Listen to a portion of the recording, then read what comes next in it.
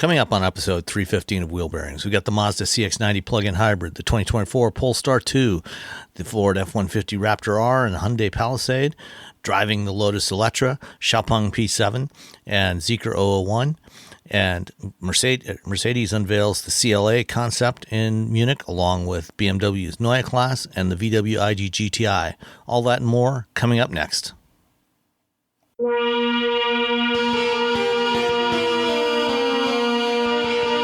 This is episode 315 of Wheel Bearings. I'm Sam Abul-Samad from Guidehouse Insights. And I am Nicole Wakeman from the Road Reflected podcast. And I am Roberto Baldwin from SAE International. And Mr. Baldwin, what have you been driving? Yeah. Oh, cars and stuff. So I went up to Colorado, to Denver, Colorado, up in the mountains, and drove the not brand new, refreshed, updated, anyway, 2024 Polestar 2. The Polestar is like a car. This is the most dynamic, most changed car I think out there, because they put it out and then like a few months later, like, hey, we made an update, now it goes faster, and they put it out there like, oh, hey, we did another update, now it has more range, and they're like, oh, hey, and a lot of it's a lot of them have been software, some of them have been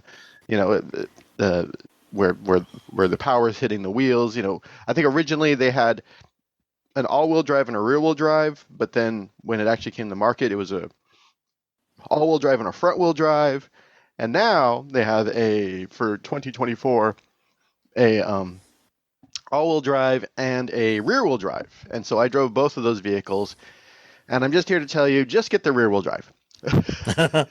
Unless you absolutely positively need all-wheel drive for, you live somewhere where it's really snowy, and you don't want to splurge on snow tires. You'd rather get all seasons. Sure, get all-wheel drive. But if you everything else, just get the rear wheel drive, because, and here it's not as fast. That's fine, sure, whatever. But you get 320 miles of range versus 276, and the charging rate is hold on, let me pull it up. It's quicker. The charging rate is 250 kilowatts at a DC fast charging station versus 155. So the all-wheel drive version still has an LG Chem battery. The rear-wheel drive version has the CATL one. So it's a different battery. Okay. Yeah. So yes, 155 isn't to sneeze at. It's not horrible. When you look at the charging time, they're both the same. Well, they're not even the same size batteries, to be honest. The all-wheel drive has a 78 kilowatt hour capacity battery. The rear wheel drive has 82, so it has four more kilowatt hours of capacity. But charging time between is according to Polestar from 10 to 80% for the rear wheel drive, 28 minutes. All wheel drive, 34 minutes. So it's only really 6 extra minutes in a perfect world, apples to apples sort of thing. If you happen to plug both of them in at the same time and they're both charging at capacity, you'd only have a 6-minute differential. But over the life of the car and blah blah blah, those 6 minutes add up. Those 6 minutes add up. 6 minutes of our time is lots of minutes. Yeah, so a little bit of here, a little bit of there. 10 charges, you're talking a whole hour. Yeah. And all of them have 11 kilowatt hour charging on AC, so charging at home 11 kilowatts. That's the very technical reason why you should get it. The real reason is it's just more fun to drive. It's rear wheel drive. You can turn off. You can turn off the traction control, and you can get the back end to sort of slide out a little bit. Yeah, you can drift a little. And you can kind of do that with the all wheel drive version, but you're going to save like $6,000 between these two vehicles, and it's just a fun, about 6,500 between the two. But I don't know. I mean, the rear wheel drive just a lot more fun. It's not as fast, but slow car fast. 0 to 60 for rear wheel drive is 5.9 seconds. 0 to 60 for all wheel drive is 4.3. So it's substantially faster. But how often are you doing? But 5.9 seconds is not. Exactly. It is not slow. Yeah, it's not slow at all. That's the craziness. It's only because we've had all these modern EVs that are going 0 to 60 in 2.5 seconds that the bar has been shifted, but it's been shifted in a way that we don't actually need and probably don't want on public roads. It's weirdly like it's a shift that's an unreasonable shift. It's like, this is where we are now. Like you said, Sam, should we be there? Yeah. Do we? Yeah, that's the thing. Yeah. You don't need to be going that fast, to be honest. You should be happy with just be happy with what we have. 5.9 seconds. Like 20 years ago, 5.9 seconds in anything that was under like $150,000 was like bonkers. Or you bought a car and you just worked on it and you shoved superchargers on it, and then every 10th run the compression would blow the engine up and you had to like rebuild a new engine. So it's 320 miles of range. That's huge. That's good. That's impressive. I mean, yeah. And that is probably, arguably the only real functional shortcoming of the Polestar 2, in its original form was, the range was not bad, but if you compare it to a Model 3 or something like that, it was definitely on the weaker side. Yeah. Yeah. And again, it comes down to like how often are you going to be using that much range? This weekend, I had to go to Laguna Seca to get a ride in the CRV Beast. And I took the Kona because we haven't done enough miles for our lease. I'm like, we got to start driving this thing. It's like 120 miles, and so I drove down there. I got there, I get there a little early because that's how I am. I'm awkwardly early, everything. And I just pulled in. I got, I charged it up for like 20 minutes, and then I drove home, and it was fine. And it charges like 76 or something. I don't even think that high, like 60. It's not very quick, but it was fine. And so, it was fine. It's got 250 miles of range for that car. So 220, I mean, how often does that happen in that vehicle? Not very, like maybe twice the entire time we've owned it. Because most of the time you just drive it around town. So I think most people are just driving around. And that's typical. That's fairly typical driving. Yeah. So the Polestar 2, they're both better than before. They're both, I liked the Polestar 2 before. I really like it now. The starting price for the single motor is $49,900. And the starting price for the long range, they're both long range. They don't even have, I don't even know why they put long range anymore.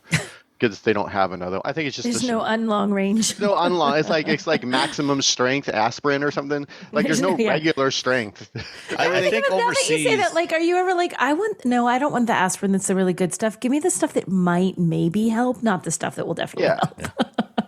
Well, I think overseas they may actually offer a version of the Polestar 2 with a slightly smaller battery.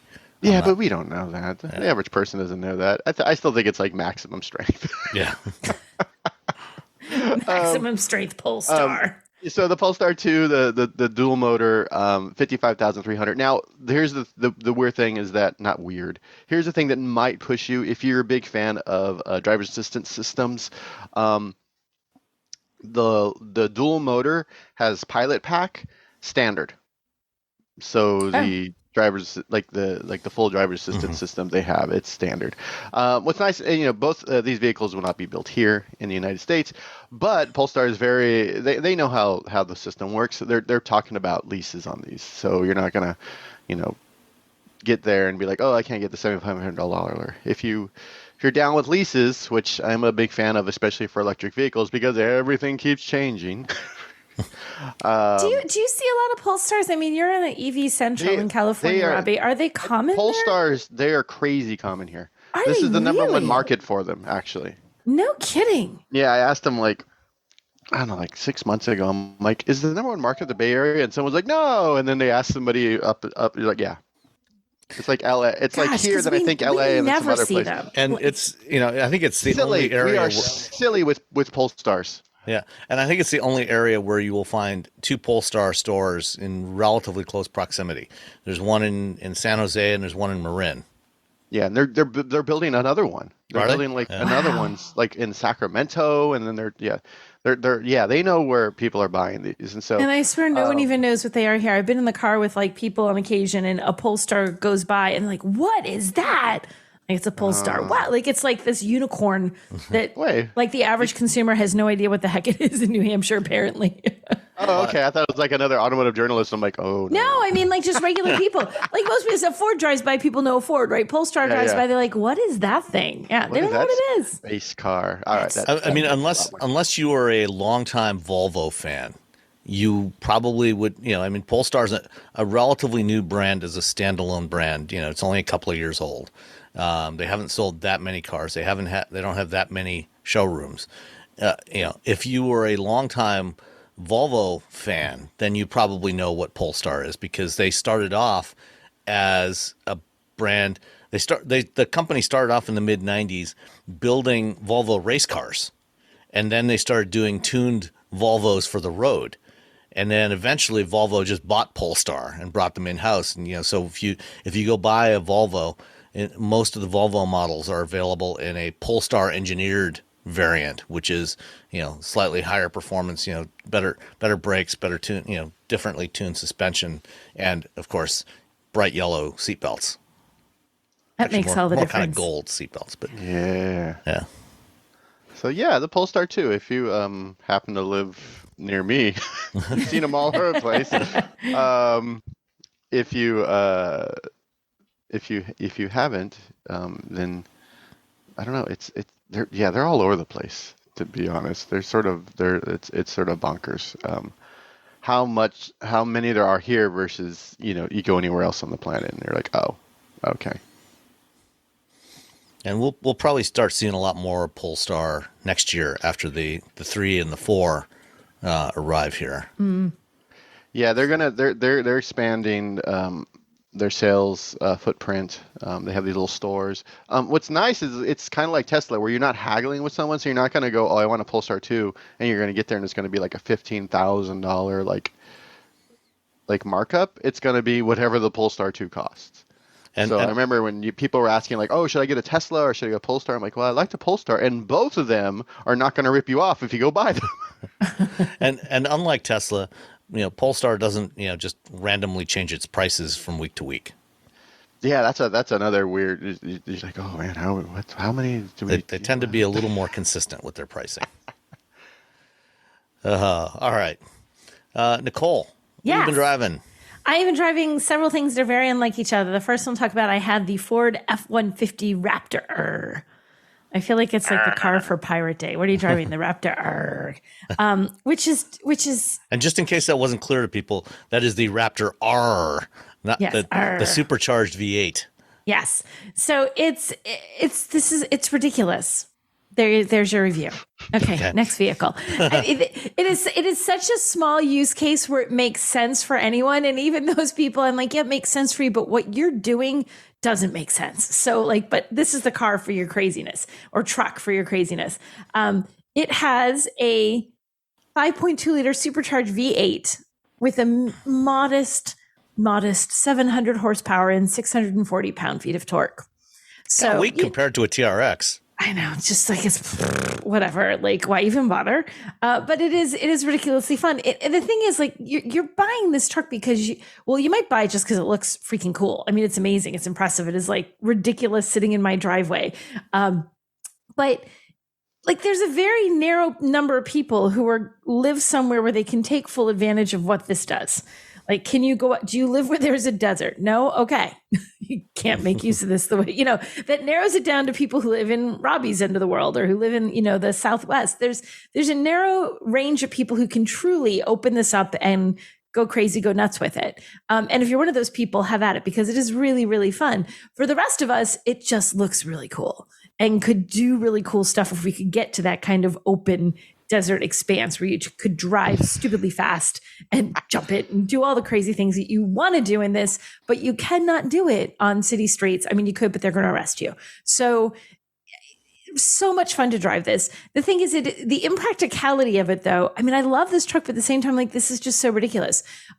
It's huge. It's not just that it's high. I mean, I swear to God, the door sill was like at my like waist level. It's so high, but it's big enough that really, if you were driving this on any kind of congested environment whatsoever, like you're just in heavy traffic on the highway, suddenly when you're stopped, everyone feels very, very, very close. If you're, turning on, forget city streets, even on country roads, it's like coming about. Like, it's very big. It is huge. And trying to park it I had to fly out. I didn't take it. I took my own car to the airport. I thought, there is no way on this earth that I am taking this into a parking garage in Boston and then through the crowded, congested streets of Boston, trying to get out at 5:00 when my flight was supposed to land. I was like, no, I'm not torturing myself like that because it's just too big. So, I mean, it sounds like I'm bashing it, but it is great for the people who can use it the way. But if you live anywhere where you're going to be driving this every day and you're going to the city, this is a lot of truck, but it has all the capability you could possibly want. It is a desert racing truck. That is what this is for. Or because it looks cool. I remember a couple of years ago, my brother-in-law was looking for a truck. He's never owned a truck in his life. He's owned actually a big Charger fan and Mustang fan. So he's a muscle car guy. And he had texted me and said, what do you know about the Raptor? And I'm like, well, you're buying a Raptor, John? Why are you buying that? And he's, have you seen it? I'm like, yeah, but my question remains, why are you buying that? I'm like, the most you're going to put it do is take that to the dump. I'm like, what? Why are you buying? He's like, but it's great. I'm like, have you looked at the price of that? He's like, no. I'm like, look at the price. He's like, I'm not getting a Raptor because now I don't have the price in front of me, but this is not cheap. It's like, it starts, I thought it was on the sheet and it's not. I apologize. I can see Sam Googling for me. So it is not it is in no way, shape, or form an affordable vehicle. It is a premium racing off-road truck for people who do that kind of stuff. And if you're not that person, you're paying an awful lot for a truck that is expensive. Did you get the price yet, Sam? I can see you Googling. Working it. Okay, wait, let's see if I can get it. I too am Googling Ford F-150. I got the regular Raptor.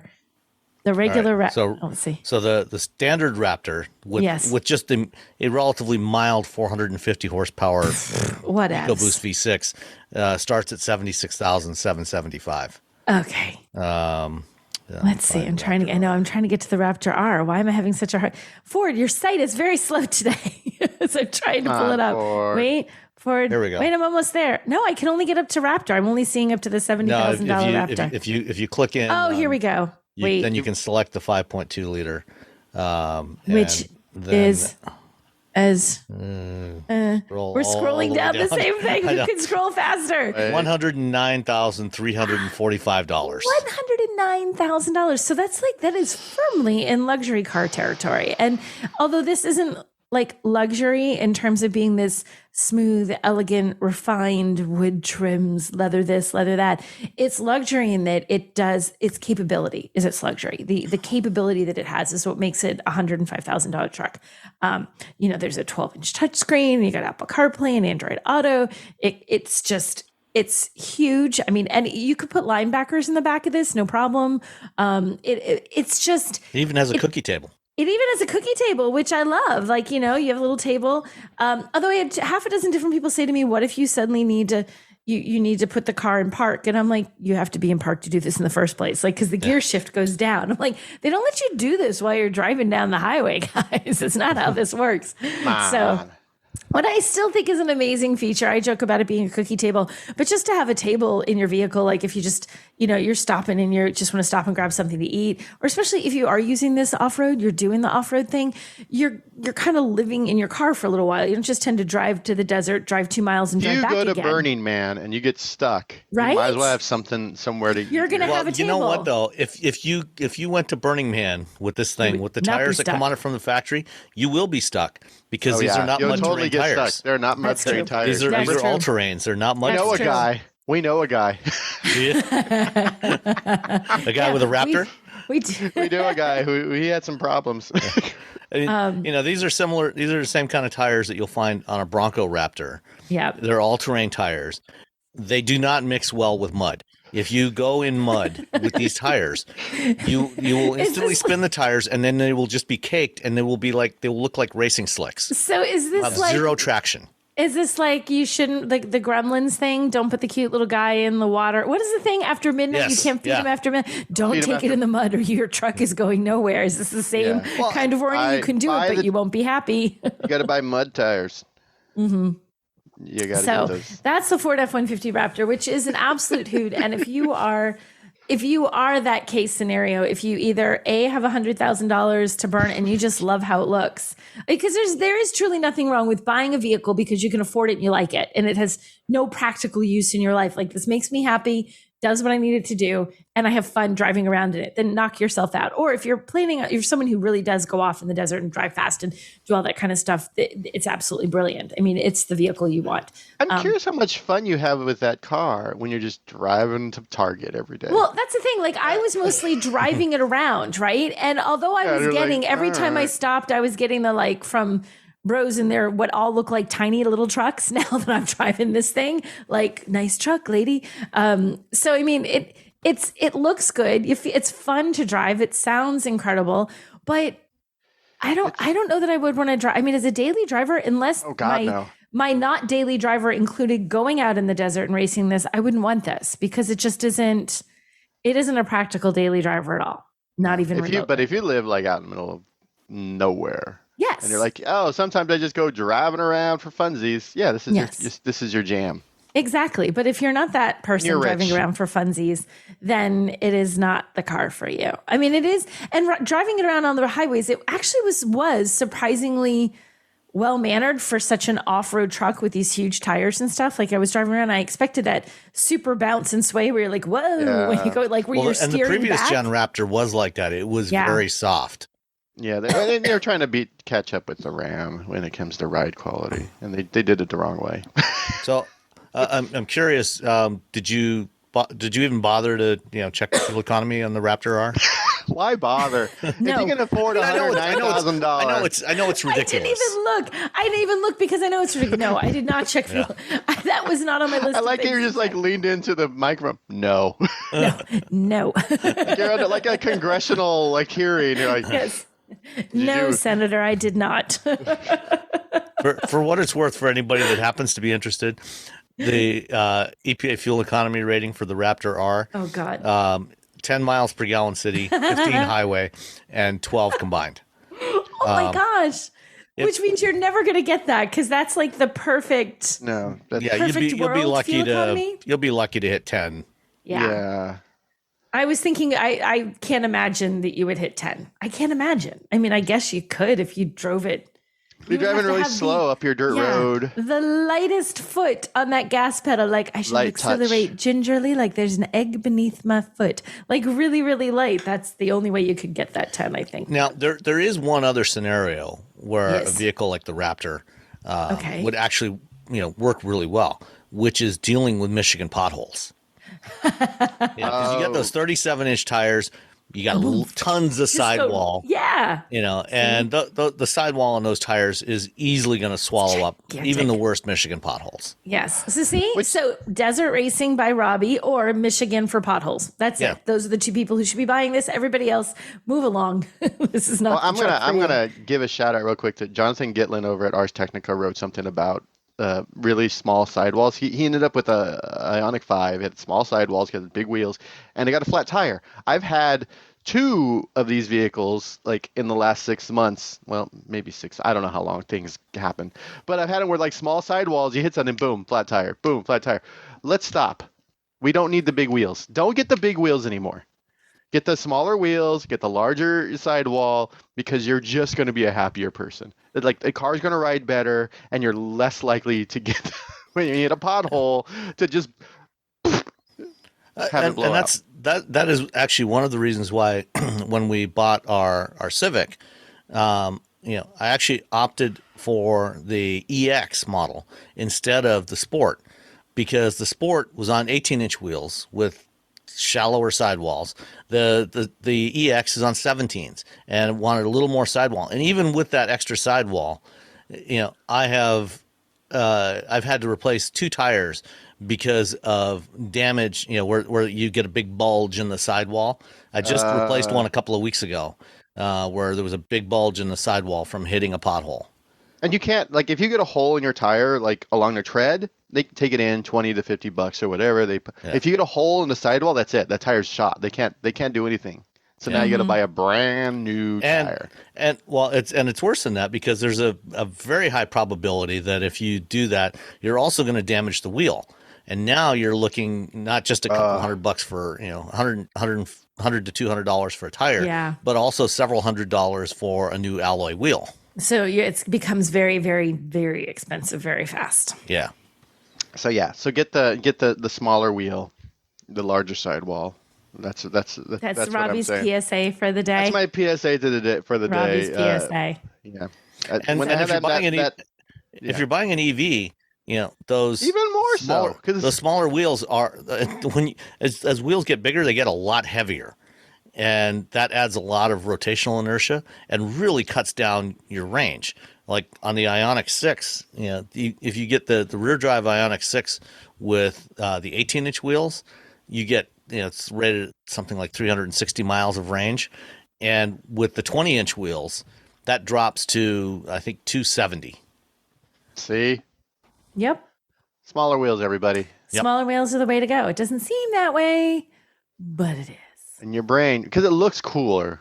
The bigger wheels, the smaller. It looks cooler, but anyway, Jonathan Gitling wrote up a whole article about something I think a lot of us have been complaining about over on the old Ars Technica. We have all been complaining about that. Okay, all of us, but especially Robbie. Okay, you ready for the other vehicle I drove, which takes the other end on practicality? I had the Hyundai Palisade. Oh, that sounds about equivalent to the Raptor. Totally the same. Totally the same customer, it can go off-road. same It's got four wheels. Right. I was jumping in over the weekend. I took the Palisade off-road when they did the drive program somewhere. Yes, I don't remember where. Asheville. And they had us do the dirt. Yeah, and we drove off-road on just a dirt road. It was right. So which is really what most people do anyway. But then there was a dog who wanted to bark at it. It was great. I got reprimanded by the guy because on our dirt road there was a tiny little bit. I don't remember. There was a corner and there was mud. It was roughly this deep. You guys can't see it, but I'm holding my fingers maybe an inch apart. There was mud like this deep, and I went too fast through the mud. Because the guy the guy that was spotting us for wherever we had a spotter did the slow down thing, and I'm like, I'm not. It's like an inch. We're fine. And the next time the walkie's like, okay, guys, I need you all to take it a little easier on this corner here. There's some mud here, and we need to be safe. And I'm like, dude. They just didn't want to clean the car. Well, there was that might be it too. Maybe, it was like an inch of mud, and it was for 3 feet. I'm like, there's no. It was nothing. Whatever. Yeah, I remember driving. Yeah, but there was a dog. Remember the dog? I do remember the dog. That was the highlight of that little. The dog was like roof, roof, roof, and then just watched. He didn't run in front of anyone. Oh. He was out front of his little house. There's a house or something. Yeah. Or some, it was like a house on a hill. Randomly, and it was like a house and a dog. Hi, puppy. Yeah, I do remember that. This time there was no. There were no puppies on my drive route, which is, I guess, now in retrospect, kind of sad. But I had this. I was in Disney World, and this is the car that they gave me down in Florida to have for a long weekend. We went to visit friends. And, I had to point out the first thing. So these friends are actually from Wales, and we don't get to see them very often, which is the only reason on God's green earth that you would get me into Florida in August, because they happen to be there. And I was like, well, if I want to see them, I go to Florida. It is a pretty miserable place in August. It is hot. I've been there in August. Right. But I was like, well, to see them, I will do this. But so we drove them around a little bit too. It was funny. The first thing they commented on when they got in the car was how huge the infotainment screen seemed. They're like, that is a big screen. So stood out. That was a standout thing for them, the large infotainment screen. So I feel with their Welsh accent. With their Welsh accent. And the one guy, he speaks Welsh. They can. So when you go to Welsh, you can take Welsh. You have to take that as a language in school. We take French or Spanish or whatever. But you can even go to a school where they teach everything in Welsh. It's like an immersion school. Yeah. And he did that. So he can speak Welsh fluently. And even when he's speaking English, I'm sometimes like, wait, what? Owen? Huh? What? So he knows how to handle long strings of consonants. Oh my gosh. I would point to the side when we were over there. And he'd say it, and I'm like, nothing that you just pronounced looks like what was on that sign, but if you say so. So anyway, we were driving around with them in the Palisade, which was great. I mean, we had 5 of us in that car, and is a testament to that space in the third row. He has a very tall son. His son's easily over 6 feet. His son just climbed right in back and was totally fine. Was not squished. Did not feel like it was too tight. So he climbed right in back, no problem. And they figured out how to get in the back, no problem. It was the end of the day. It was kind of dark. Everyone's kind of tired. And they just pushed the button, boom, pulled the seat right forward. So it was good to see. That's a big deal. Because there's more than, like, I'll get into a car. This is my job. And I'm like, how do I get this stupid, like, what am I pushing? What am I doing wrong? You stand there, like you accidentally just fold the seat back down flat. Just You're like, oh, how do I know? And no, it moves. No, I put that. No, I have to put it back up, and then I have to move. No, wrong latch. Oh, no. Now I've flattened it out the wrong. Like you can do a million different things and not get it. They got it because it's just one button. I'm like, good job with the one button. Bing, and it tips forward and slides forward. So he crawled right in back. So it was a great car. And, you know, I have the calligraphy, which is the fancy pants trim of the lineup. And it has captain's chairs in the second row. So it's a great, like, I like captain's chairs. I feel like if you really need that extra person all the time, okay, knock yourself out and get the bench seats. But the captain's chairs are so much nicer in any car that offers them. They make it better. If you got kids, it creates the imaginary dividing line, so your kids can't fight over the middle. It even gives you a place where you could actually put in a physical barrier if you. Yes, a piece of plexi like it was the middle of COVID, whoosh, right down the middle of the car. Right down the middle of the car. Don't look at each other. Don't speak touch to each other. Don't poke each other. Don't throw food at each other. You can electrify the plexiglass so they don't. Yeah, so if they touch it, or you get a little warning up front: child playing with glass. Anyhow, so it lets kids have a little bit of space, but for adults, it's just more comfortable. It's like when you're an adult and you sit in the captain's chairs, it's kind of like you're getting the same treatment as those up front. Like it's a much more comfortable, especially if you're taller. I'd imagine the Robbies of the world like captain's chairs better than big flat bench seats. I do love captain's chairs. Yes. And then you have that little area. Sometimes they'll have like a little, an additional like sort of center console. Right. Some of them have little consoles that they're like removable in some cars. You don't have candy that. in it. Yeah, like the Nissan Pathfinder and Infiniti QX60 have that second row center console that you can take it out if you want to have that pass through. Yes, you can take it all together or you can leave it there. So it's kind of nice. And it does, and even the pass through, like if you have kids who are coming in the car and kids, you know, they can't reach up to get to the, you know, the button on the seat, they can just climb in and walk down the middle. And now your kids are in the back third row. So I think it does make for a better experience unless you really, really need to have that extra seat in the second row. I'm a fan of the captain's chairs. I also like that they have USB-C ports instead of USB-A ports. Oh, the future. The future. Yeah, I mean, most automakers are transitioning. There's still a bunch of vehicles that have both A and C, but increasingly, as new models come out, they're coming out with C only, no A. Because the thing is, even if you're like, well, right now I use USB-A, but you're going to have your car for more than a year or two, probably. So very shortly, you're going to really want that USB-C port because the A is going to be obsolete sometime while you own this car. So you want the faster charging that comes from the C. So I like that. All your new nerdy things will come with a C cable. Yeah, USB-C cables are, I mean, you can get them for a few bucks on Amazon.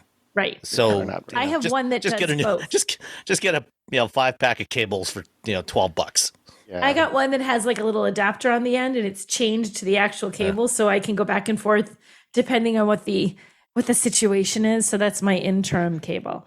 And the other thing on here, so pricing on the Palisade, base trim starts at about $36,000, top trim is about $52,000. So you have a pretty good spread. Of course, you're getting a lot, what you get the same. It's nice in any trim level because it's a Hyundai and it's a Palisade. It's a nice family car. But the thing is, you're just getting, things get a little bit, you get leather seats. You get a little bit more premium look and feel when you move up the lineup.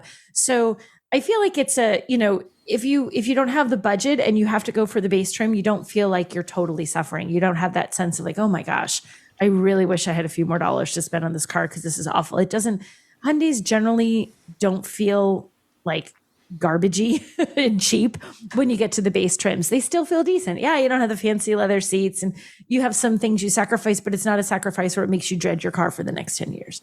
But if you have the money and you can afford the more expensive, the calligraphy, then you can do that as well. So I'm a big fan of the Palisade. Like I said, drove it, when we all drove it down in Asheville. I've had it for a loaner a couple of times, and every time I get it, I'm like, I still like it. It's not getting old. I still like this car. Excellent. Mm-hmm. Well, I also had a largish three-row crossover. This was the Mazda CX-90 plug-in hybrid, which launched earlier this year. So this is the first plug-in hybrid that Mazda has offered in North America. The CX-90 is the first, I think it's the first model that has their new inline six-cylinder engine. It's a 3.3 liter six-cylinder, but that's not in the plug-in hybrid. The plug-in hybrid has the 2.5 liter four-cylinder that we're familiar with in a lot of Mazdas over the last decade. And it's got a 100 kilowatt electric motor that is embedded in the transmission. And it's officially rated, if you look at the EPA label, it's officially rated at 26 miles of electric driving range and 56 or 25 miles per gallon on gas only when the battery's depleted and you're driving on hybrid mode.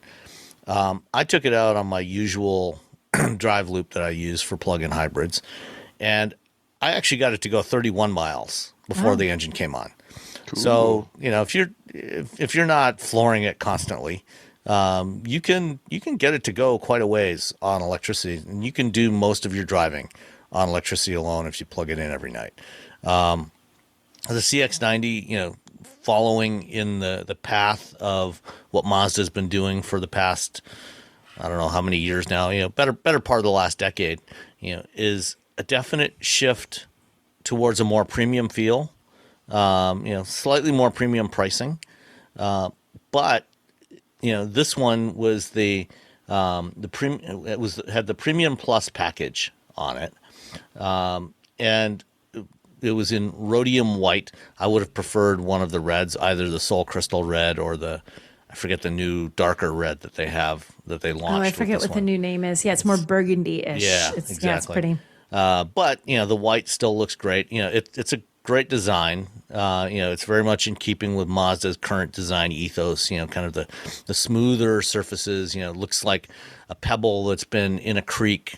For many, many years. Gradually getting That was a very eloquent down. Description. A pebble that's been in a creek for many years. That's because if you go to a Mazda event and you hear the designers talking about their design strategy, that is the image. They'll show that kind of image. They'll show a creek. I was going to give you credit for that, Sam. You should have just said, "Yeah, that's." I'm like a writer and stuffs. But it's moving away from sharp edges. But they're still contouring to the surface, and you don't really see it as much in the white. In the reds, the darker colors, you see more of that contouring in the surface. But it's a very elegant looking vehicle. Compared to the CX-9 that it replaced, it's actually almost the same size. It's like within an inch or two in all dimensions. But the proportions have changed quite a bit because the CX-9 had a transverse mounted engine in the front, for front wheel drive or all wheel drive. This has a longitudinally mounted engine. The hood is longer, like we've seen with the current generation Mazda 3 and other models. They've gone to a little bit longer hood, moving the windshield back a little bit. The interior, even though it's the same basic size as before, as the CX-9, it actually does feel slightly roomier, but not a whole lot. It's pretty close, but it does feel more premium. And if you put it up against other premium three-row crossovers, like say the Volvo XC90. Which I wonder if that Mazda was thinking about that when they named this thing. Went from XC to CX. Because that's kind of the natural competitor here. Maybe a little bit of BMW X5, or Audi Q7. It does have a very premium feel. It feels like it's in the same kind of class and segment with those vehicles. It's got really good driving dynamics, as you would expect of a Mazda, but it's also despite the fact that compared to Mazda's mainstream roots, it is a little more premium priced than it would have been, say, 10 or 15 years ago. but it's still, a great value compared to those European premium models. This one that I had, which was pretty much loaded, this premium plus pack, the the black Napa leather interior was altogether $58,920, which is about where the Volvo or the Audi or BMW start. That's the starting point for those vehicles, and this is pretty much loaded up. I think I priced it out once before, earlier on. If you get like all the available options, I think with the 3.3 liter turbo 6-cylinder, you can get it to just over $60,000, which puts us very competitively priced for a premium 3-row crossover. As I said, it's lovely to look at. Very pleasant place to spend time in the cabin. This one didn't have the drop stitched stuff on the dashboard, which is available as an option. Which is kind of an even fancier kind of look to it. This one was just leather and wood, but I really like spending time in this car, despite the fact that I generally am more averse to larger vehicles. And I wouldn't personally buy a 3-row crossover for myself because I have no need for one. I don't need to carry people around. I would go with something smaller. And that's what I do. But if I had a need for something like this, this is definitely a little more expensive than the Palisade. It's arguably in the same size class, although you can get a CX-90 at that sub $50,000 in the high 40s, so you can get it priced in the same range as something like the Palisade calligraphy. It's the design, compared to the Palisade, is a little more restrained. It's a little more subtle. And if that's what you're looking for in a premium luxury vehicle, if you don't want, the Palisade's a little flashier looking, a little more chromy than. I think that the Mazda is sort of like almost more refined in its styling than the Palisade. They're both very lovely and can be very premium. But if you want something a little more refined that feels like a more expensive luxury car, kind of, Mazda delivers that. It's all a matter of personal taste, Preference, whichever one you like. I mean, I think you'll be happy in either one of these vehicles. They're both excellent vehicles. I would, if I was buying a largest 3-row crossover, I would probably lean towards the Mazda because I do like that more refined, more subtle look. But if you prefer the other extreme, then the Hyundai is a great choice as well. And the Hyundai is arguably maybe a little bit roomier inside, especially in the 3rd row. So if you need to use the 3rd row regularly, you'd probably want to lean towards the Hyundai or maybe the Kia Telluride. But for what this is, I think it's it's a good value compared relative to what it seems to be trying to compete with. And like I said, if you opt for the plug-in hybrid, you can do a lot of your daily driving, probably most of your daily driving, just on electricity if you plug it in and charge it every night. If you charge it up every night, you'll be good to go for the bulk of your driving because 80% of people drive less than 40 miles a day. So you'll be able to get most of your stuff done without using any gas. And then when it does switch over to gas, it still gets pretty decent mileage for a vehicle this size. So that is the 2024 Mazda CX-90 plug-in hybrid Premium Plus package. These names are too long. That's a lot in that name. Yeah. Which car do you got? I don't know, Hyundai, something, Mazda, something or other. Something with letters and numbers. Yeah, lots of them. Too many of them. All right. I got a blue car. So I dropped off the Mazda at the airport last weekend when I was flying out, getting on my first international flight in quite a few years, heading off to Munich for the IAA Mobility show. which is the successor to the former Frankfurt Motor Show. Nice. The Frankfurt show is dead. Every other year on odd years, they have IAA in Munich now. And then on even years, they have the Paris Motor Show in Paris, obviously. And no. Unlike there's a Geneva show that's in Qatar this year. Exactly. Yes. Okay, there we go. No one is going to. Everyone's like, no, I'm not going to Qatar. Well, there might, you never know, there might be more people there than there are at the Detroit Auto Show this week. Oh gosh. And, looking at the schedule for the Detroit Auto Show, it's just so sad. It was it was so big. Once upon a time, it was huge. 2019. Yeah, it was a big deal. It was a BFD. Yeah. It was a big deal, people. And now it's like, what? Is anyone going?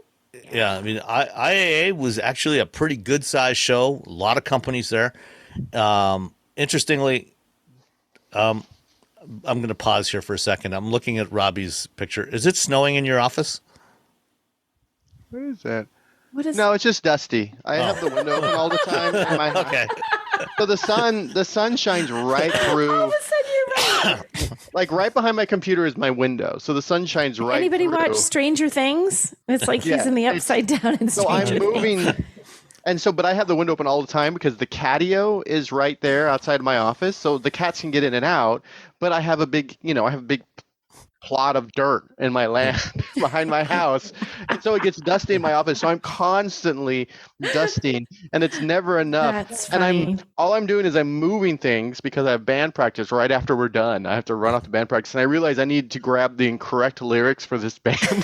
So I turned around and I grabbed something off my shelf, and the thing has been on the shelf for about a week. But in that week, it's created dust, and it created a snowy effect in my office. So, okay. Anyway, as I was saying, there was a lot of automakers at IAA. Big show, much bigger show than what we're going to see in Detroit this week. There was a bunch of product reveals, several concepts, and even the concepts that we saw are very strong previews of upcoming new products. They had some ride and drive programs available. They have a whole public part of the show out in the Odeonsplatz in Munich, and kind of in the city center, which they've been trying to do that with the Detroit show, and I don't know how effective it's really been to get people more involved. Interestingly, every vehicle I saw at the show was electrified. It was either pure battery electric or it was a plug-in hybrid. I didn't see any pure gas vehicles on display anywhere. Wow. Certainly nothing that was announced. This is, especially in Europe, this is the way everything's going. So from that perspective, it is a little different from what we're going to see in Detroit this week. But the other thing that was interesting about the show was there was a lot of Chinese brands. I think there were 7 Chinese brands being displayed there. And even among some of the brands that were not traditional Chinese brands, some of them were built in China, like one that I got a chance to drive for the first time, the Lotus Eletre. Lotus's first, not their first electric vehicle, because that's the Emeya supercar, but it's their first sort of semi-mainstream EV. It's a crossover. It's their first crossover, the first non-sports car. Right. This is built. Lotus is owned by Geely now, the Geely Group, which also owns Volvo and Polestar and Zeekr and a whole bunch of other Chinese brands, and also I think about 15% of Mercedes-Benz now. So Geely Group is. I posted something on LinkedIn while I was in Germany. I pulled up a photo from when I first saw a Geely vehicle at the Detroit Auto Show in 2008, and it was this coupe that looks kind of like an old Hyundai Tiburon, but 2008. less That's a well while built. ago. And it was at that time, there was Geely and I think BYD was there, and one other Chinese company. I think GAC might have been there. It was one other Chinese company that was at the Detroit show, and none of these looked particularly impressive. Nobody was really taking them too seriously. Yeah. Nowadays, you got to take the Chinese really seriously. Yeah, you do. Yep. Yeah, it's the biggest auto market in the world now, and looking at what they are building, this Lotus Eletre, it's electric. The one I drove was the Eletre S, which is the mid-level trim. It's a little over 600 horsepower. It was the one that was in the showroom, the Lotus showroom in Munich, was priced at 153,000 euros. So this is not an inexpensive car. Yeah. But it is very fast, and it's not even the fastest version. There's also the Eletre R, which will have over 900 horsepower, and goes 0 to 60 in like 2.9 seconds. I had about a half hour in the Eletre S. Oh, so you had a good amount of time, though. Yeah. It wasn't just like a quick loop. Yeah. No, it was. We drove it from the city center out, did a little bit of Autobahn, and then went to the back to the show hall, which is kind of on the outer part of Munich, and it was a really nice. I mean, it feels very premium, very expensive. It feels like if you're going to buy a $150,000 electric SUV, this is what you expect it to feel. So if it was on sale in the U.S. right now, not necessarily that's a premium one, but like, would you buy it? Like, would you consider it realistically? I mean, if I had the budget for a $150,000 vehicle, like someone's giving you $200,000 for like that's your new car budget, and you're like, oh, let me see, I can get one of these and then be a Accord, I guess. Well, actually, I would probably not choose the Eletre. I would choose the Emeya, which was actually unveiled in New York this week, on Thursday of this week. So a couple of days after I drove the Eletre in Munich, they unveiled the Emeya, which is a four-door GT. So it's a sedan, and that is probably the one I would take. It's got very same kind of design language as the Eletre, but it's it's a little bit lower. I don't need to be sitting up high. I love the look of the Emeya, or I might go for the Emira. all these names, get a little all bit these crazy names. A little bit of onomatopoeia with these names. They in the Lotus showroom in Munich, there was an Emira sitting there as well, which is their last ever internal combustion vehicle. So it's a sports car that replaced the Evora, launched late last year, and everything else coming out from Lotus going forward is going to be electric. The Emira has a 400 horsepower supercharged V6 based on a Toyota 3.5 liter V6, and it's fabulous. But even if I was in the market for a luxury high performance SUV, I would absolutely consider the Eletre. And one of the interesting things about it, it's funny, when I sat down for a conversation with Regis Robert, who is the head of ADAS and automated driving for Lotus. And you would not think of, when you think of Lotus's heritage of sports cars, it's not the brand that you would associate with automated driving, with autonomous vehicles. And yet that's exactly what they're developing. But it's funny, I actually started my engineering career, working on, some of the first driver assist systems for Lotus. I worked on ABS for the Lotus M100 Elan back in 1990, 91. Wow. And also the X180R Esprit race car.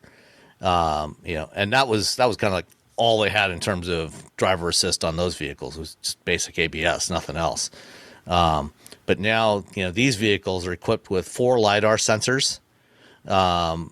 Let's see, I think there's like 34 sensors altogether, a bunch of ultrasonics. There's 6 radar sensors, 11 cameras, and they're starting off on the Eletre with the functionality it has is a hands-on lane centering system, so kind of like the original Nissan ProPilot, but they're going to be doing a lot more as they start to incorporate functionality of all these other sensors, and these cars will be getting over-the-air software updates over the next several years to add new functionality. Very cool. Yeah. And then I also got to drive the Xpeng or Xpeng P7. The proper pronunciation is Xpeng. I was wondering, I literally was looking at the notes. I'm like, I have no idea how to say that. Xpeng, is that really how you say that? Xiao. X is Xiao. So Xiao, and then it's not Peng, it's Peng? Yes. Because it's Xpeng for anyone so wondering. It looks, to someone reading it in English, it looks like Xpeng. Yeah. Xpeng. But it's Xpeng. And the P7 is their sedan. It's about the same size as a Tesla Model S, but it's about half the price of a Model S. And it's really, really nice. I was shocked at how good it was. It feels really solid, really, really nice interior. The one I was driving was about 50,000 euros, I think. It's not as quick as certainly not as quick as a Model S Plaid or anything like that, but it's plenty quick enough. Got lots of features, and it's quite pleasant to drive. And then the last one that I spent some time in is the Zeekr 001, which is another product of the Geely Group. Xpeng is not part of the Geely Group, but the Zeekr 001 is a new brand that Geely launched last year. And the 001 is this 5-door hatchback that one of the features that it launched with, it's the first vehicle to have Mobileye's SuperVision system, which is their hands-free driver assist. So something roughly equivalent to GM Super Cruise or Ford's Blue Cruise, but it's a camera-only based system. And what they did when Mobileye was developing this is they took the camera subsystem from their level 4 automated driving, from their robotaxi system, and broke that out and used just the camera subsystem. So this is a hands-off, eyes-on driving system. And they just pushed out an update to Zeekr owners a couple of weeks ago that upgrades the system. So now it can do point-to-point navigation. So when you pull out on the road, you put in your destination in the nav, and it will traverse all those. You can go hands off. You just have to watch the road like you do with the other systems. And it will take highway interchanges, make turns, go through roundabouts. And it did all of that stuff. It went through several roundabouts, traffic lights, made turns, went from surface streets onto the Autobahn, and back off the Autobahn. So basically when we pulled out of the parking area at the Munich Messe where the show was, as soon as we pulled out of the parking area, the driver engaged the system and then didn't touch the wheel for the next 40 minutes. And went through all of this stuff flawlessly. It didn't make any mistakes that I noticed. He didn't have to intervene at all. Never did anything that scared me, as a certain other electric car brand does. I don't know how they're. And the Zeekr, again, was really solid, really nice. This is on the same platform that the new Polestar 4 is going to be on. So it's Geely's SEA platform, which I forget what it stands for, something electric architecture. That car, the Polestar 4 goes into production later this fall, and it'll be coming here to North America early next year. So they've just launched Zeekr in Europe. Right now, they haven't given any indication that they plan to bring the Zeekr brand to the U.S., but we'll be getting something very similar to this, at least in terms of its hardware, from Polestar early next year. And so those were really solid vehicles. Really liked them.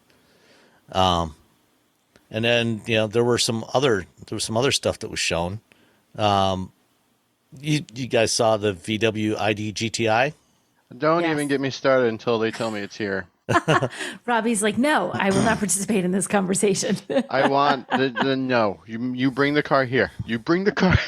Darn it. Well, somebody that participated. Somebody I talked to was in a roundtable with Pablo de C, who is the head of Volkswagen Group of America. And they told Robbie to stuff it? No.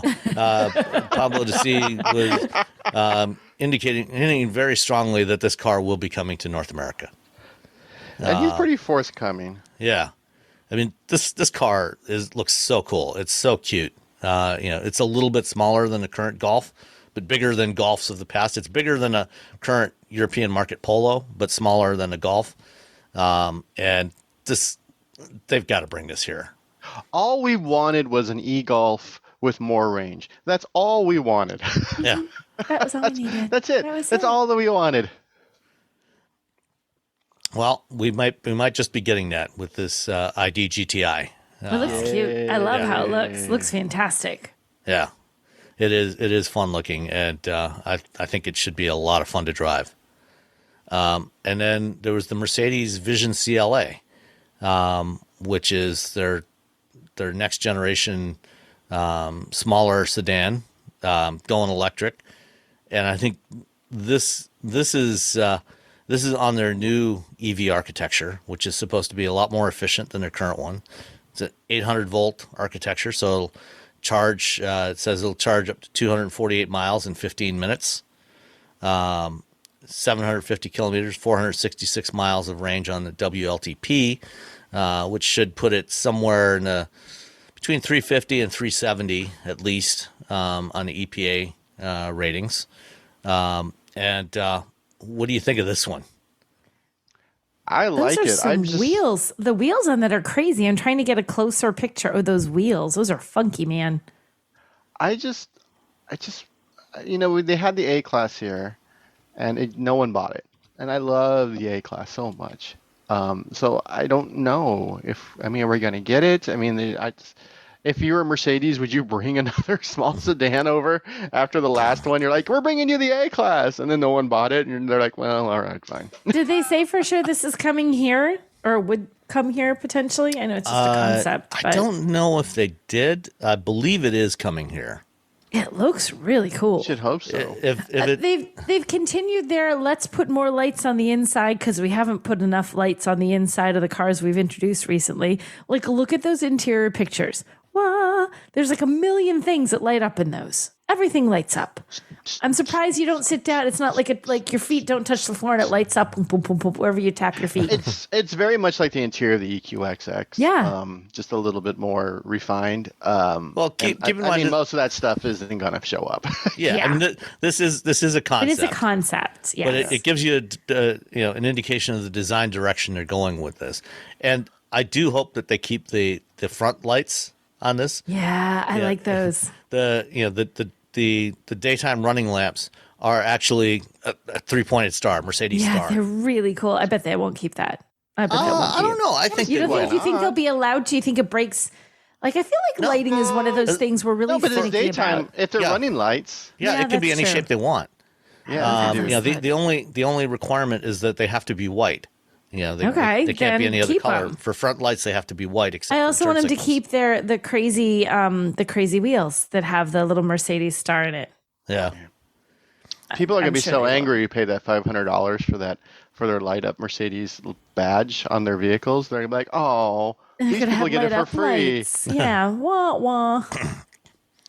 I mean, I think they're going to bring this here, but even if they don't, we will get other vehicles that are based on this architecture, like probably the next generation GLA crossover will be on the same, and the GLC, next gen GLC or EQC, and other models will all be based on this architecture.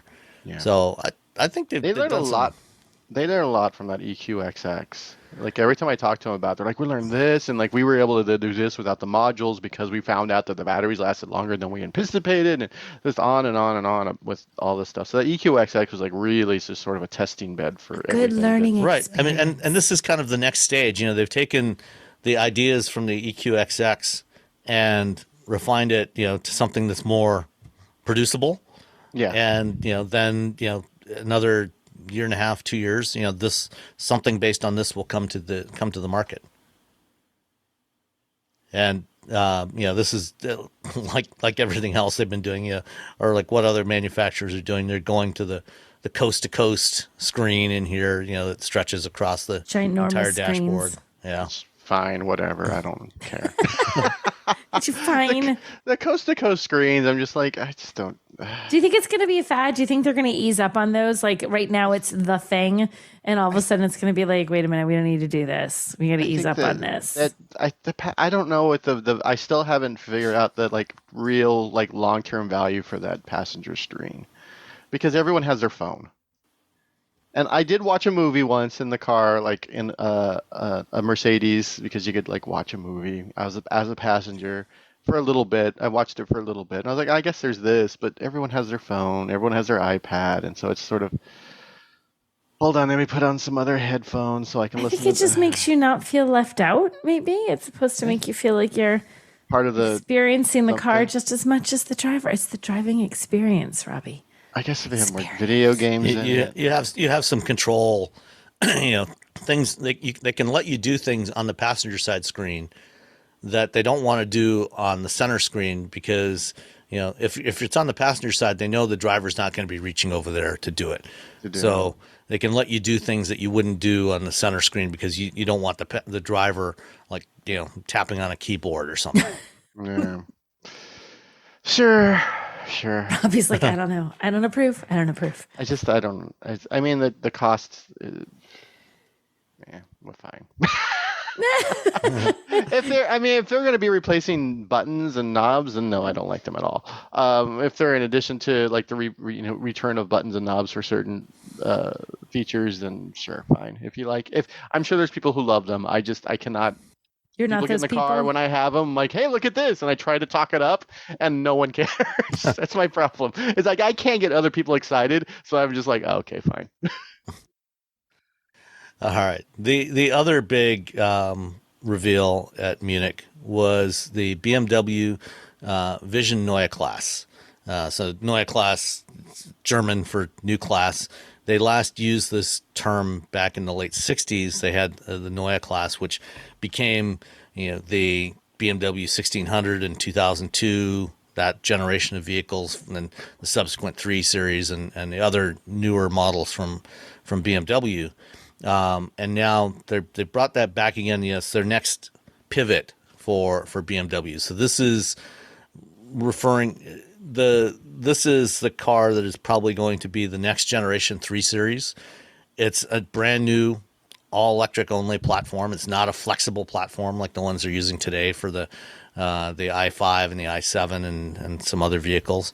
And this is basically the same design that we saw at CES in January for the Vision D concept. That was the one that was covered with colored e-ink surfaces. Right.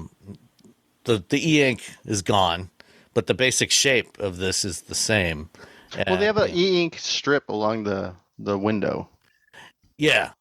So it's not completely gone. It's just 99.999% yeah, gone. all the exterior e-ink is gone. Actually, I don't know I don't think that interior one is even e-ink. Is it? I'm trying to get a closer look at it. I think it's actually projected. Oh, so it's what's inside the dash? It's more like a heads-up display. It's a new. Yeah. I'm talking about the side windows. Oh, sorry. Yes, e-ink strip there. Yeah, you're right. That does have e-ink. So, what do you think of this design? I saw it in Germany like months and months ago. It looks way cooler in person than it maybe. I think people I think online are like, but this is the last vision that we're going to see from BMW before they show a production vehicle. So this is pretty close to what we're going to see. I mean, obviously some of the lighting stuff's going to change. You got to make it so it's legal to drive around. Pesky law. Yeah, you got to, but BMW is what they're doing, and I don't think people talk enough about is BMW and how they're doing their they're looking towards making sure that these vehicles are easier to recycle than previously before. They're trying not to mix too many elements together, which makes it more difficult to recycle. So you have that. Then also you have this like brand new, well, based on the old design language, and the grill's not giant, so you got that going for you. So I'm a big fan. Yeah, I like that the grill is not that in your face, out of control, just hello, we're a grill car that they had going on for a little while.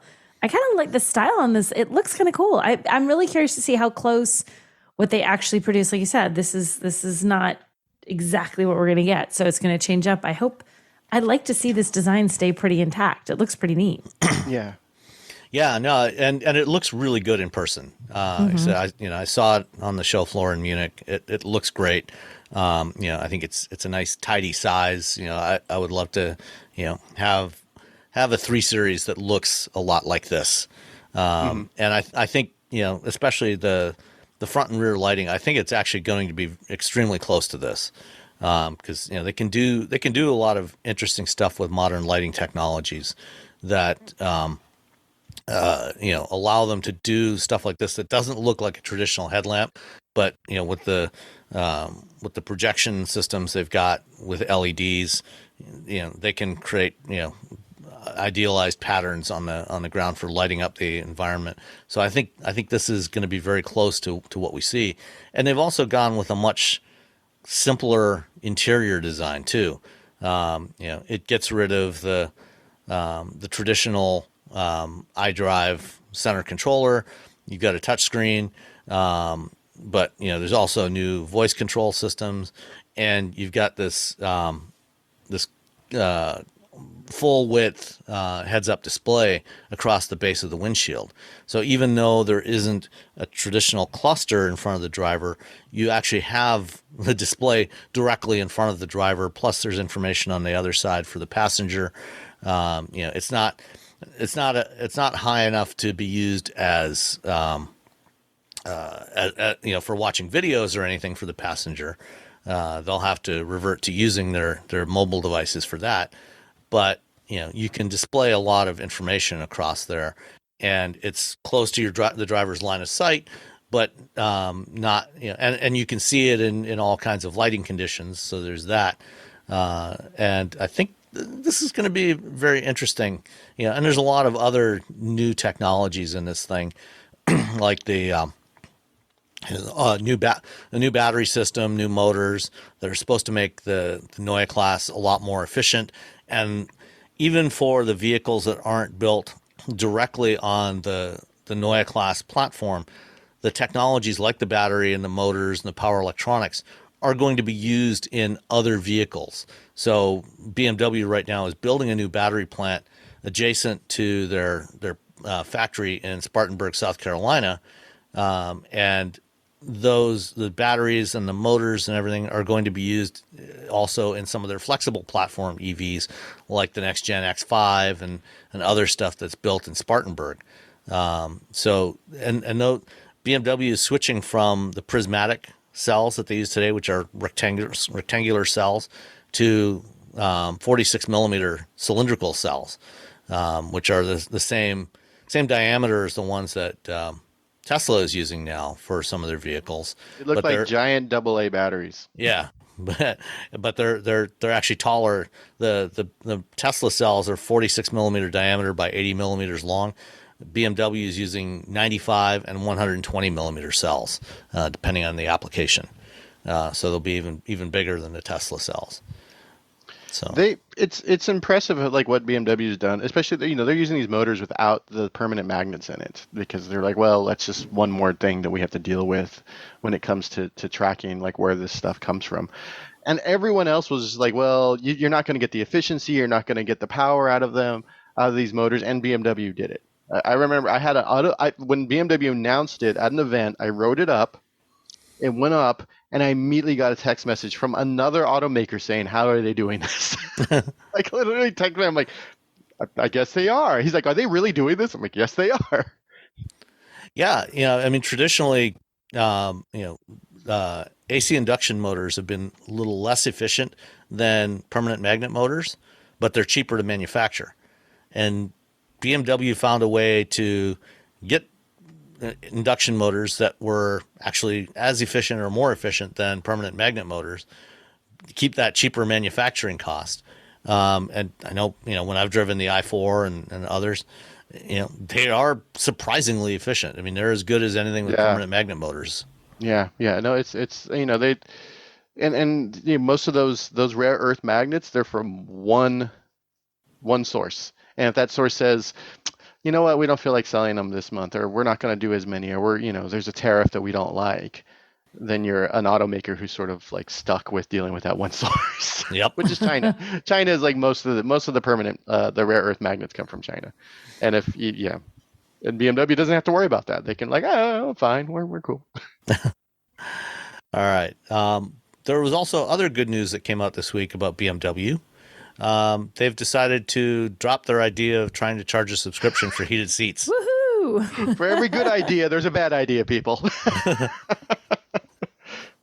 So yeah, that was I don't know how they thought like people are going to because first of all, when that happens, this is the same thing that happens with GM, where the story comes out, people don't read the story, they just see the headline, and so everyone thought GM was dropping CarPlay right then and there. Everyone thought that if they bought a BMW in the United States, they were going to get charged for heated seats, which isn't true. But still, it doesn't make the idea any worse. It's just that's how people read. And so I think once it came out and everyone lost their minds, they're like, fine.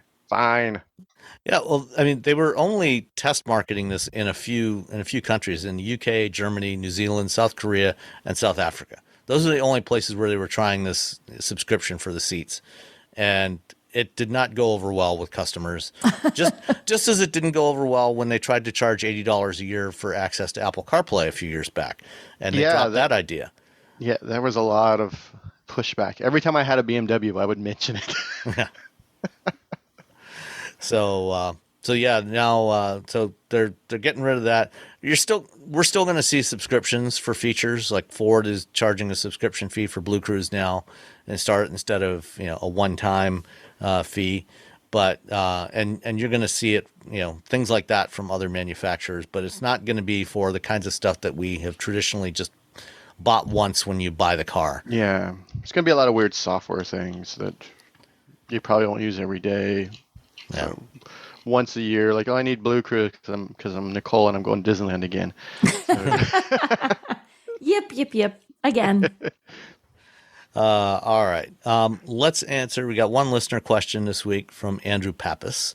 Andrew says, as far as regular tire rotation, my experience is that Volvo does not rotate tires as part of the standard maintenance program, which seems really kind of ridiculous to me because, when you've got the car up on a hoist in the shop, it's like 10 minutes at best to rotate the four tires. Well, they don't have to rotate tires in Sweden all that much because of all the snow, so the tires don't really wear down. Well, everybody there uses winter tires, and they rotate them when they swap the winter and summer tires out. Yeah, I know it doesn't snow in Sweden all the time. I've been to Sweden multiple times. Yeah. Those of you in Sweden, your hate mail, address it to Robbie. I love Sweden. The Swede people are just wonderful people. Yeah, I love Sweden too. Oh, it's so great. Go to Sweden. Just got to watch out for the moose. And the reindeer. Mooses and reindeer. Anyway, Andrew says, I had a 2018 S90 T5 all-wheel drive. They asked if I wanted to pay $35 to rotate tires. I decided to do it every other oil change, roughly 10,000 miles per oil change, according to the computer's notifications. I got about 60,000 miles out of those Continentals, surprised that they only got 10,000 out of the rears, and wondering about driving style. So we actually had another question a couple of weeks ago related to this as well, from Michael Burns, who had the XC60 Recharge, the plug-in hybrid. And so in this case here, what Andrew had, well, let me finish reading this here. That 2018 has over 300,000 miles on it now. I ran it as a limo in the Boston area, and now my brother is, I've replaced it with a 23 S90 B6. So wow, the difference from the letter we had a couple of weeks ago from Mr. Burns, that was complaining that he only got 10,000 miles on the rear tires of his XC60 plug-in hybrid. That XC60 had electric drive on the rear axle. The way the all-wheel drive system is set up, it's the engine drives the front wheels, electric motor drives the rear wheels. And so with electric drive, there's a lot more strain on the tires from that instant torque. And if you don't rotate the tires, you are going to wear out those tires a lot faster. This 2018 S90 T5 all-wheel drive is just a traditional internal combustion mechanical all-wheel drive system. So it's got similar amount of strain on the tires on all four corners. So it would be expected that you would probably get a lot more. You don't necessarily need to rotate them as frequently. You probably want to do it more than every 20,000 miles, because he said he was doing it every other oil change, with 10,000 miles between changes. So you probably want to do it more than 20,000 miles, maybe every oil change. But getting 60,000 miles, yeah, that's about not right. Bad. Yeah. Pretty good. If you just don't care about traction, you can get into 80,000, 120,000. Yeah, Traction totally overrated. Who needs it? Bald tires in Boston. What could go wrong? Yeah, totally fine. See that working out really well. I was actually walking through a parking lot the other day when I went to the store, and I saw it was an older Ford Escape, and the wheels were turned slightly, and I looked at the front tire, and I saw that the entire inner half of the tread was showing cord. Oh God! Yeah. So that's grip. That's extra grip. That's extra grip. Not only was this driver clearly not rotating tires, but they all were also in serious need of an alignment. Yeah. I didn't bother to look at the other four tires, but I'm guessing they were not. You're in too very terrified. You're like, that person's going to be on the road with me. Let's go. Everyone in the car. Go. You got to get out of the parking lot first. Yeah. Got to get away from this person. So that's it for this week. I did go to an event with Acura the other day, where I had a chance to sit down with John Wong, the chief engineer on the Acura ZDX, which is the Acura version of the Cadillac Lyriq, and Andrew Foster, the ZDX design manager. And I will put those on here at the end after we say goodbye. And if you are a patron, we want to thank all of you who are supporting us on Patreon. You guys already had these interviews in your private feed, as well as another one that I did with Stefan Hartung, who's the CEO of Bosch. And that interview and some others that I did in Germany will be coming to patrons over the next week or so, and then coming into the main show sometime after that. Cool. So that is one of the advantages of being a patron, is you get a lot of these interviews and stuff early. Get stuff early. Sneak peeks. Yep. Sneaky Pete's. All right. Anything else from you guys? Nothing for me. All right. Well, we'll talk to you all next week. Bye. Bye, guys. Bye. Hey, everyone. This week, Acura brought the new ZDX electric crossover to Detroit for us to take a look at. And I had a chance to sit down with Chief Engineer John Wong and Design Manager Andrew Foster. First up, here is my conversation with John Wong. Let's start off with the ZDX first electric vehicle from the Acura brand, fully electric. You've done some hybrids before. And you partnered with General Motors to use their Ultium architecture. What have you been able to do with the ZDX to make it distinct from the Cadillac Lyriq, which is the obvious one? Excuse me, when you look at the specs, clearly shares a lot underneath. But what is unique on the ZDX to separate it from the GM products? I mean, obviously the design is completely different. Yeah. So we were given freedom to do that. And also the dynamics you'll see when you get to drive the car is very different. So we kind of collaborated with General Motors, and we brought up, MDXs and RDXs, and we kind of benchmarked them together and kind of explained what makes Acura feel like an Acura. And kind of then we agreed on what things we could change or tune, so that way it drove like Acura, so that it's not a foreign kind of experience when the driver goes from a RDX to a ZDX, for example. So we've used that development time in the last few years to really work on that. So we've had chassis or tuning experts from Japan and Ohio come up and spend time here to work with General Motors engineers to tune it at their proving ground. And the same person who signs off on all the Acuras in Ohio, Nick Robinson, also signs off on this car. So that way all the dynamic feeling is the same.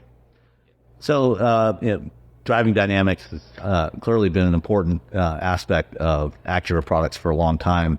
I know, over time, having driven quite a few Acura vehicles with super handling, all-wheel drive, always done amazing things to help those dynamics. What were you able to utilize, especially since this is an EV? It's a lot more software defined than with a traditional internal combustion vehicle. What kind of freedom did that give you to do things and either to kind of replicate the DNA of what you expect of an Acura, or perhaps go in a new direction? Yeah, great question. Like the throttle mapping was interesting to do. So we were given a lot of freedom to experiment and come up with one that really gave you that wave of torque kind of, instead of building up like in an ICE car. Mm-hmm. So that was a lot of fun to play with. And the bandwidth that was available to change, and with each, we can't demonstrate it here, but there's multiple modes, and in each mode we can really change a lot of the variables to really give a differentiated feeling. So that was really empowering. Yeah. What about in other areas of the suspension? I think you mentioned in the discussion earlier. Air springs, and then we have adaptive dampers, and they're all linked to the different dynamic modes. Okay. And in terms of the, one of the potential advantages you get out of an EV is you have that mass of the battery that's down low in the platform. So it helps bring down the center of gravity. But of course, it also tends to make the vehicle heavier. How did you balance those things out, and how does that work out for you? Yeah, with your feel. Yeah, I mean that's part of the Ultium platform, so that's kind of a set hardware set. Mm-hmm. So then to get the rest of the performance out of the car, like range and dynamics, you kind of have to set the aero and mass targets, right? So we really worked hard on the top hat that Acura was fully responsible for to make sure we met all those targets. So it was really a really interesting collaboration. So Andy, the designer that you met, he and I had meetings with GM Aerodynamics every week. Mm-hmm. So the design, the beautiful surfacing came from Acura Studio in LA, but we tuned it together with General Motors in Warren Tech Center in their wind tunnel. I mean, it was really fun. And we went there, we supported the testing to meet, because, so they had targets. So then we met to do that. And, we collaborated, like GM's kind of best practices on how to make something more aerodynamic, Acura's best practices on how to do, and we just blended it all together to make the car. So, presumably the propulsion system software is largely based on what GM's done, into your tuning. But what about the software and the rest of the vehicle, and other elements of it? Yeah, I mean, you'll see when you get a chance to drive the car and experience the car a little bit more, that the interface, the HMI, will look and feel like an Acura. So all the graphics and the way they're shown, and kind of the position of all the information, that was designed by our studio designers, our user experience designers in LA. Yeah, but what do you want to call it? The architecture, the platform of the software is. Okay, so but even like the infotainment platform, is that also based on what GM had in their architecture? Okay, but with your cannot. Yeah, because some of the hardware is different, right? Mm-hmm. You'll see that if you compare it to the Lyric, we do have different switches or displays and things. So the way they're combined and used, like you have a switch for the glove box or to open the glove box without having to dig through a menu. Yeah, there are some things that you can see that we didn't want to we didn't necessarily want to make a science fiction car. We wanted something that's relatable and something that current RDX or MDX customer could jump right into and feel familiar, know how to use it, and just enjoy the drive. And doing other things kind of distracts from that. So try to keep it simple and focus on the I know one thing that is not in this vehicle that has been in other recent Acura vehicles is the precision trackpad. Was there any thought to trying to incorporate that in the interior of this vehicle? You know, we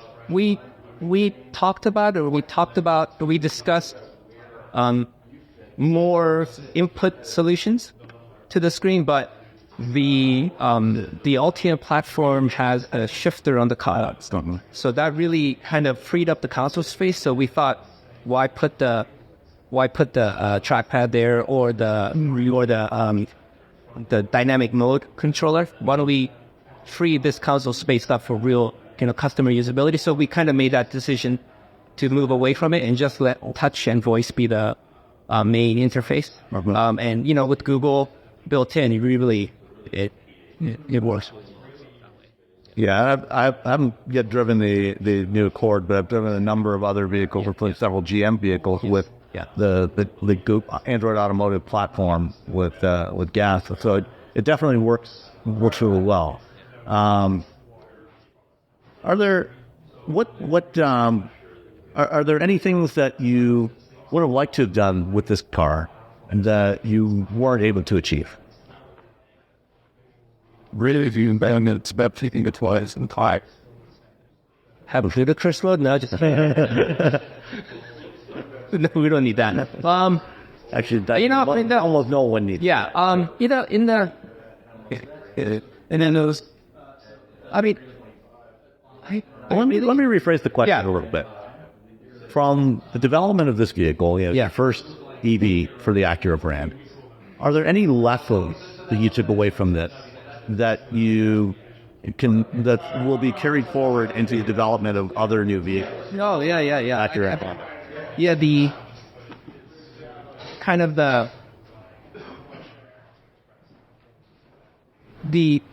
of the platform.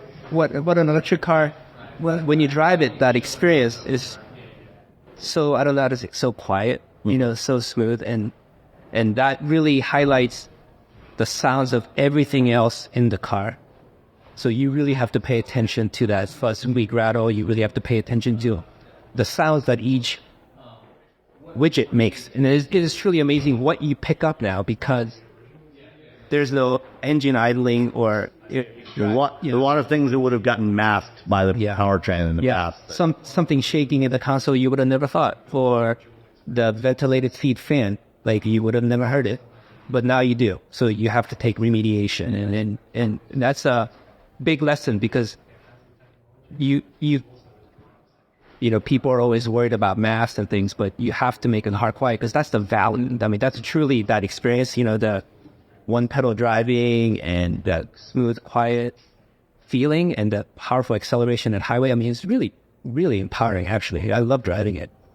I love the one pedal mapping is so great. And I've driven it without touching the brake pedal, and it's such an interesting experience. It is really, I think what customers really expose and It's interesting you bring up one pedal, because different manufacturers have different approaches to that problem.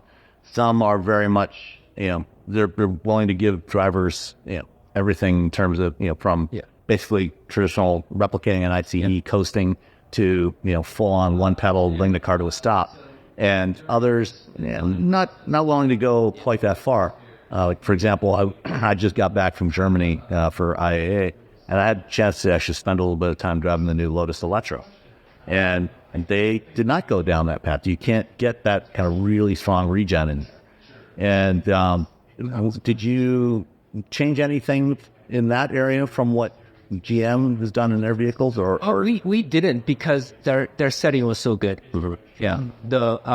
And you have the paddle to control the amount of input. And, obviously you can have it off for for freewheeling or no coasting, but you can set the regen levels, including one pedal, and the tuning was so natural. We didn't want to mess with it. Okay.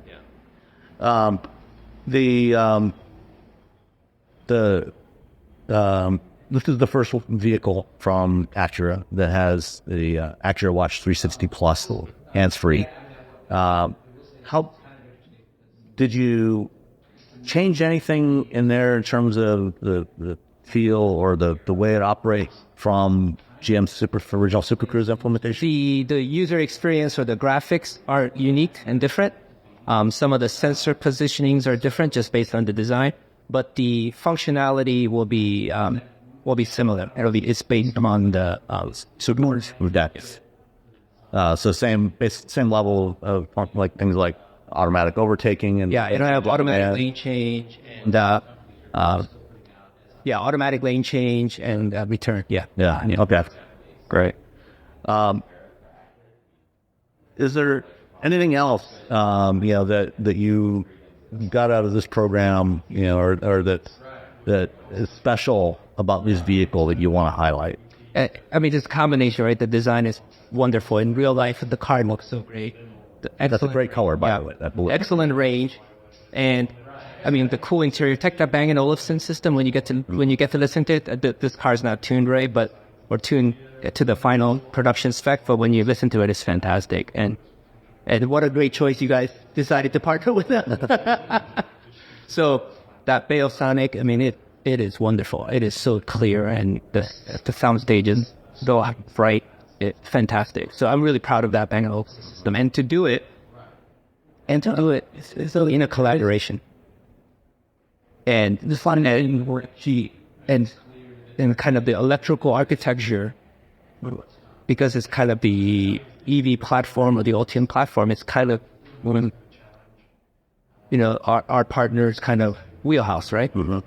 But we were able, because we said this is our brand direction, this is what we have to do.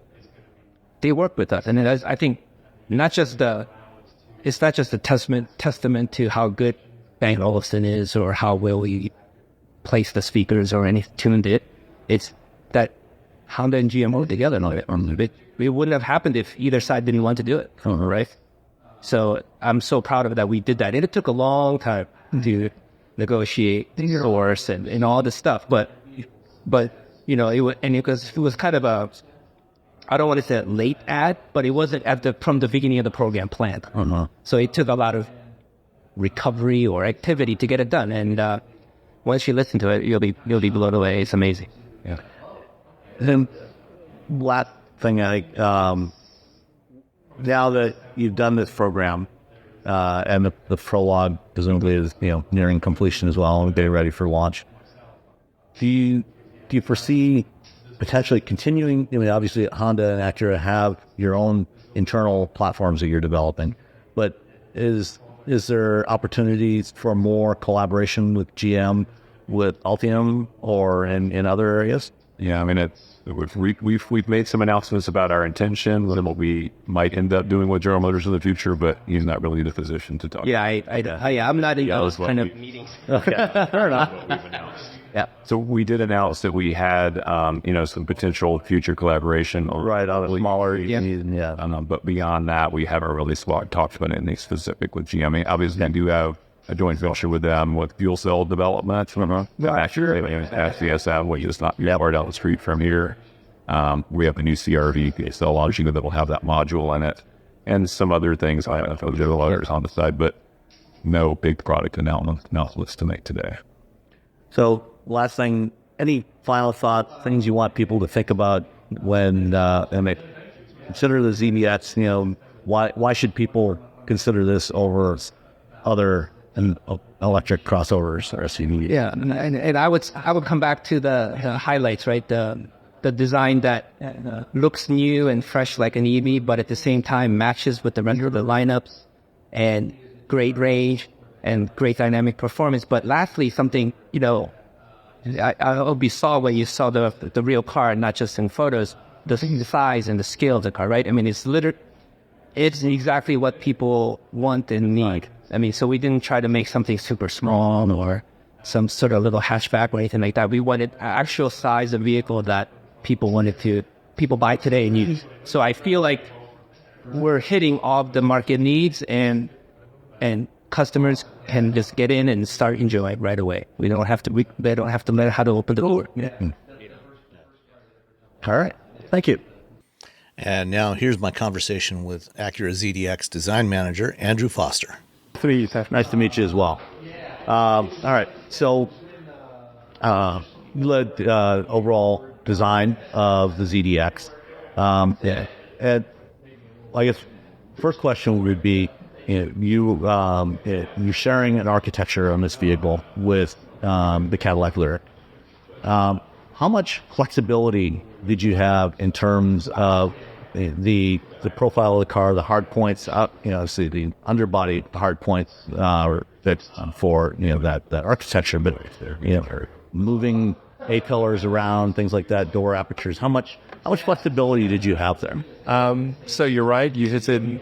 From a platform standpoint, there's pretty much no flexibility. But from a design execution standpoint, we had a lot of flexibility. We were limited on basic A-pillar touchdown, some of those key architecture hard points just because they're connected to the platform. Mm-hmm. But in terms of everything else, it was a blank sheet for us. So the overall length, there's variance in height, that was all down to the execution of the theme for the VDX. So we had quite a bit of freedom in that standpoint.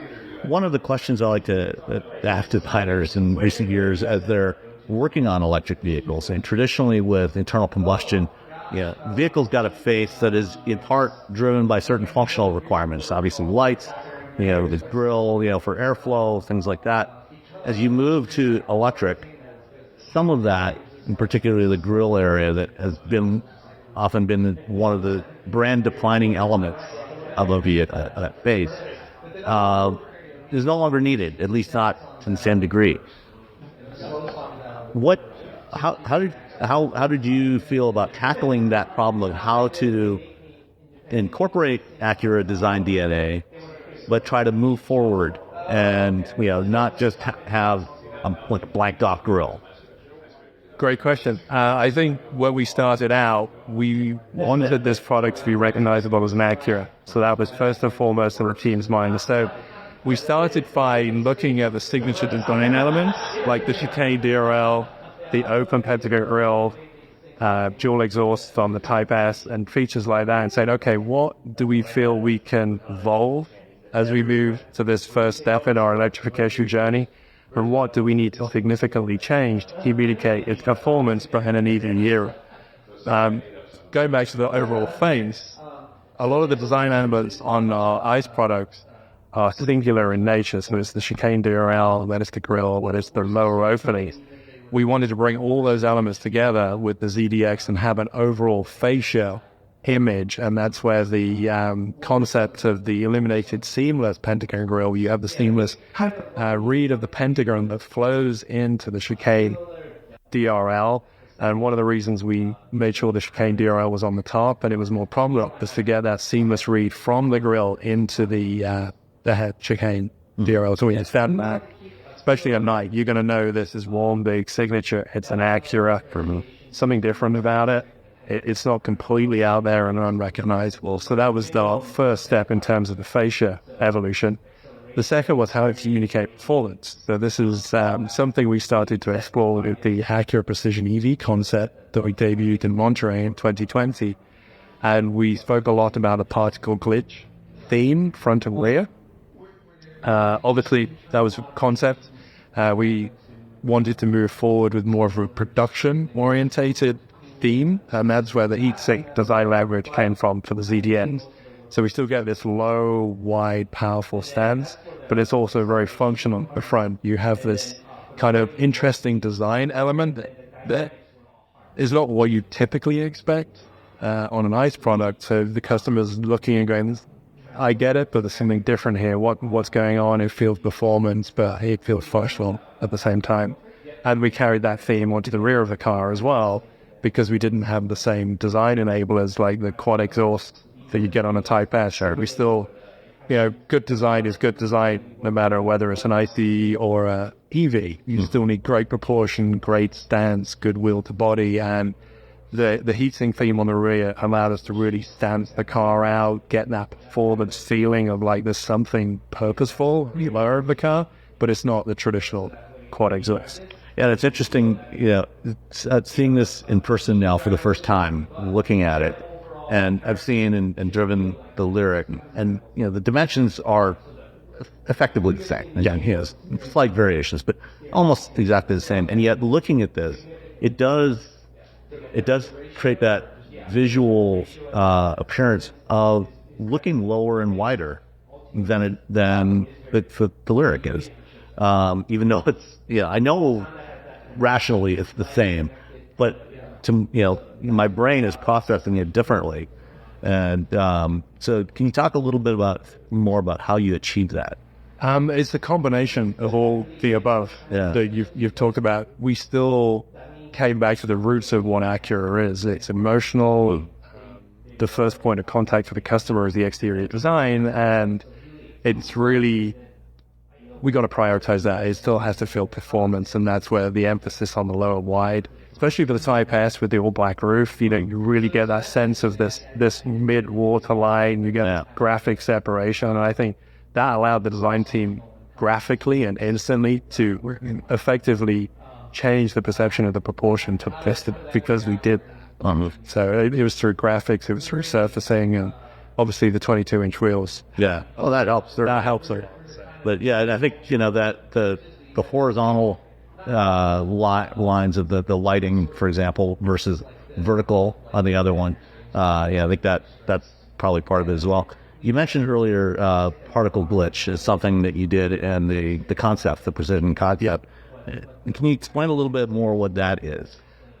In the EV era, I think there's more opportunity than we've ever had from a design standpoint to explore new details, surface execution, and how to interact and incorporate technology into that as well. So it's really the first step in our journey to say, what is different? What are the second and third read details going to be like in an EV era?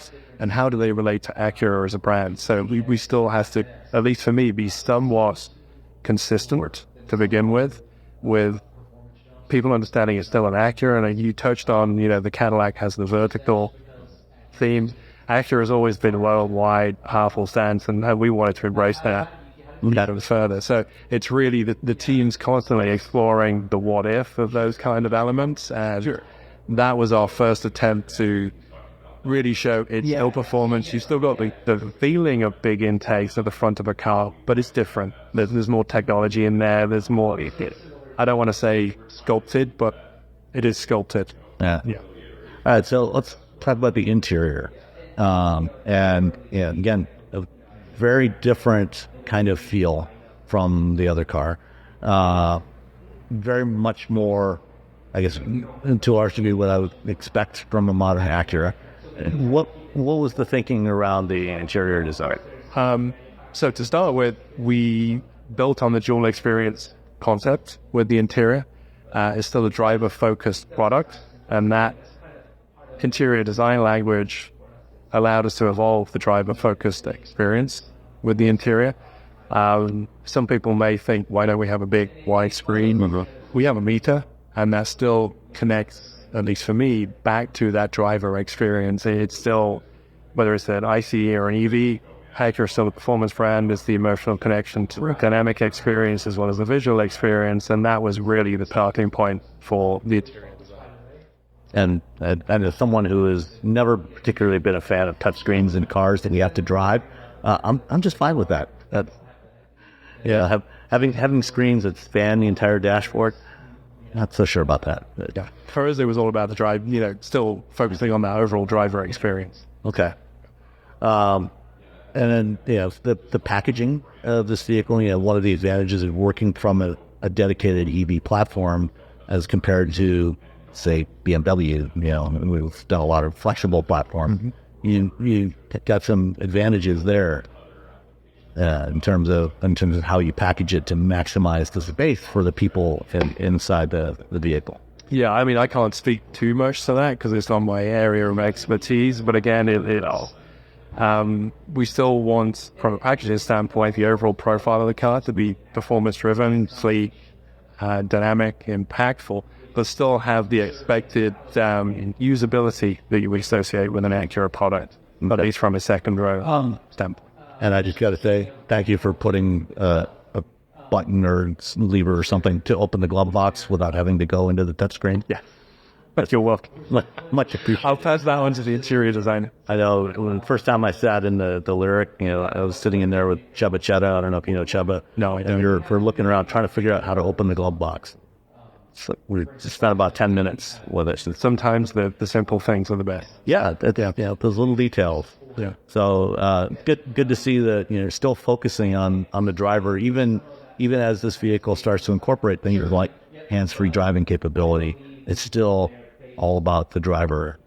Vertical. And its usability at the end of the day as well. So you still have to live with this product on a daily basis. So the glove box, you want to get in there and do what you need to do. So. Okay. Yeah. Any final thoughts on what you may have learned from doing this first Acura electric vehicle, and kind of what lessons you might take forward into future products, and what things you might want to build on? That's a really great question. I think it showed me and the design team this is an exciting time. The opportunities are there to be taken. I won't say throw caution to the wind, but I think we can ask ourselves real questions of how we do things and how we execute things, especially from an exterior theatrics, and that's only gonna get better and better as we move forward. So when the traditional enablers and requirements aren't there, then we're asking the questions of what is the brand, where is it going, what do we want to communicate from a brand perspective, what are legacy foundational things we want to build on, and what is all new. And I think they're the questions we're asking internally as we undertake, future concept and development. Okay, great. Thank you so much for your time. You're welcome. Nice to talk to you.